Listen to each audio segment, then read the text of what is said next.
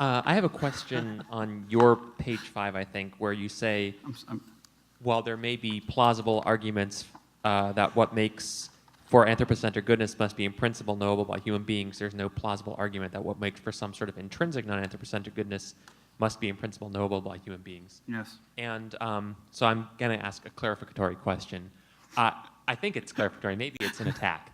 So that's the way it always starts, actually. So yes. Okay, we'll just say it's an attack, and if it's not good, it was just clarification. So I was under the impression that on a kind of Aristotelian count, which I was under the impression you sort of favored, one way of cashing out what goodness is in terms of the interests of beings and whether or not they flourish and that kind of stuff. Yeah. If that's what goodness is, then it's pretty easy, I mean, in principle at least, to specify goodness for plants, animals, and humans as well. There's going to be obviously some controversy. Mm-hmm. So I'm trying to figure out why there'd be such trouble figuring out non-anthropocentric conceptions of goodness. It seems as though we're tying the meaning of goodness to helping creatures' interests. And so if it doesn't have to do with that, then why even call it goodness? Why not call it, schmudness or whatever? No, very good. I think that is an attack, by the way. Yeah, okay. So, well, what do you think of that? It's an attack that maybe I can deflect with a clarification, though. Yeah. So we'll see how that goes. So maybe. Okay. Well. So perhaps there are two different objections that I'm making, right? That I'm unfortunately conflating into one, and thus making myself vulnerable to your attack, right? So one of them is concerns the difference between non-anthropocentric and anthropocentric, right? And between intrinsic and so other sorts of non-intrinsic kind of value, right? So look, so we say that an anthropocentric conception of value is one in which the value is determined somehow in relation to the human, right? Either subjectively relation to human desires, or objectively relation to human nature, or human or objective interests, or something like that, right? And the claim, you can say, well, look, is it really true that we have such trouble figuring out those other things? Can't we figure out what the good for rats, right, and water beetles and so forth? Isn't it true that you're overstating our inability to detect and evaluate according to non-anthropocentric conceptions of value? And I should say, yeah, whoops, I'm sorry, that was a mistake. Okay, if the contrast is between anthropocentric and non-anthropocentric, what I should distinguish between is those that what we might call, in a nice Millian or Aristotelian way, lower kinds of non-anthropocentric value, right? Those exhibited by plants and lower animals, right? And those, right, exhibited by those sort of, the higher ups, right? The angels and God, right? Where it seems to me that we would have no just as, again, sort of by induction, just like the animal can't get, right? Just like, the sheep can't get what the human good consists in, right? We wouldn't be able to, get, except in the dimmest way, what goodness from the divine point of view, right? What kinds of states of affairs or whatever would be evaluated as good. Okay, so you're right. Important clarification. That was really sloppy. That's right. So the distinction that I should make is between sort of mooring and intrinsic value, where it's just plain good, right, intrinsically, from the kinds of value that are indexed to, say, my point of view as a human, something like that, right? And while I think that there are good reasons to think that, anything that's anthropocentrically good, right, is the sort of thing that I would have to have some characteristic grasp of, since the good is, from that point of view, what's characteristically sought by human beings. If I can't know it, right, it can't be characteristically sought by beings like me. But with things that are somehow supposed to be good in themselves, right, apart from this connection to human form or human interest, I don't see any reason why we would think that these sorts of things would be, why humans must have, right, a kind of knowledge of those things just as a condition of their being, valuers and agents and evaluators and so forth. Thanks. That's really, really helpful. My question's for Mark. This is a metaphysics-y sort of question.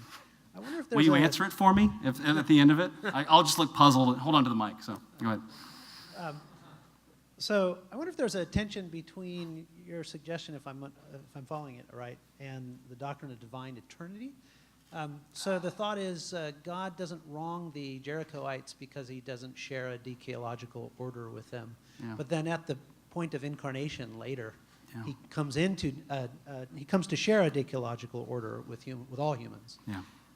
So on this traditional Boethian view of God's relationship to time, God's outside of time, so you have to say it's timelessly true that he incarnates himself. It's timelessly true that he enters into humanity. And it would have been true to assert 1,000, 2,000, 3,000 years ago that timelessly God incarnates himself. And so I wonder, is there a sense from the perspective of a Boethian divine eternity that it's always the case that God is entered into daikiological community with us, and then there's trouble for your view? So, folks were waiting for this, right? I mean, look, I mean, there are certain actions that God can take which are supposed to be normatively changing for us, right? Right. So I give you a new commandment, right? Okay, I know this can. So it's possible for God to change our normative condition through some kinds of divine actions, right? That seems right. Okay, so we've allowed that divine eternity, in whatever sense it's true, is compatible with events that happen within the created order that change the normative picture for people, right? Okay. Now, what I want to, because daikiological orders involve both parties, right? It's only, basically both parties have got to be in the order for one party to be in the order, right? So it can't be sufficient for God's, in some sense, timelessly, right? It's that God becomes incarnate and so forth, to change the order for all human beings at all times, right? It seems like as long as we want to allow that, again, that there are some entrances into the normative order that God can make that can change the normative picture for some humans and not all, then it doesn't follow, right, from the fact that, timelessly it's going to be true that God become incarnate, that God stands in that daikiological order to all human beings. I do think that it raises, but all that was just sort of defensive stuff. I was just saying, it doesn't follow from the view that you described that God's got to be in the same order with everybody from the very start. But on the other hand, it doesn't follow that it isn't either. I don't know. So I said that's a defense, I think, from the initial thing, but I don't have anything more to say about it than that. In fact, I may not even have that to say about it. So, okay. Professor Fales.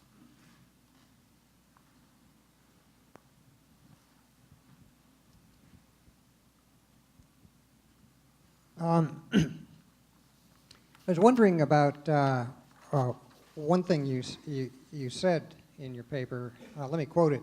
The slightest breach of promise or smallest lie to the Israelites by God would have been a divine injustice and would have morally discredited God. Yes. I'm just wondering if you don't think you might be going fairly far out on a limb with that. If I may, let me just quickly read two passages to you. This is what I worry about. Among others. I knew there's going to be something coming out, right? This is from the things God says that will happen to the Israelites if they should disobey the terms of the covenant. Yeah. It's Deuteronomy 28:68. And the Lord will bring you back in ships to Egypt, a journey which I promised that you should never make again, etc. The other one is from Isaiah 62:8.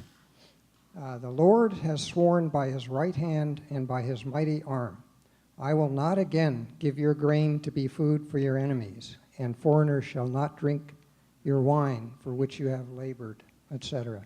And then perhaps more poignantly for Christians, there's Matthew 16:28. But could you say something just about these So two? look, I think so. One thing that I was trying to avoid was not trying to avoid, but sort of asking how far how far one can deal with the kinds of problems that animate this conference simply by appeal to sort of theses in moral philosophy about the relationship between human ethics and divine ethics. And it may very well be true that they can't do the whole job. There's going to be some tensions that get left over as a result of this. But on the other hand, so the question is, how far on a limb am I willing to go on this? I think I sort of still want to hang out pretty far. It seems like, the fact that all sorts of awful things can happen to human beings who are under God's care is not new, right? But it strikes me that the problem reaches an entirely different level of difficulty when what we have are, if I were presenting an example of divine unfaithfulness, right?